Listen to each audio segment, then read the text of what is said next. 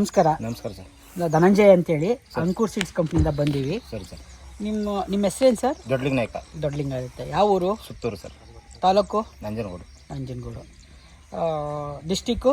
Mysuru sir. ಈ ಕಂಪ್ನಿದು ಯಾವ ಕಂಪ್ನಿದು ಇದು? ಅಂಕೂರ್ ಸರ್. ಯಾವ ವೆರೈಟಿ? ಅಂಕೂರ್ ಶಕ್ತಿ ಅಂದ್ಬಿಟ್ಟು. ಶಕ್ತಿ. ಎಷ್ಟು ಎಕರೆ ಹಾಕಿದ್ದೀರಾ ನೀವು? ಸರ್ ನಾವು ಇಲ್ಲಿ 1 ಎಕರೆಗೆ ನಾವು ಹಾಕಿರೋದು. ಹಾಂ.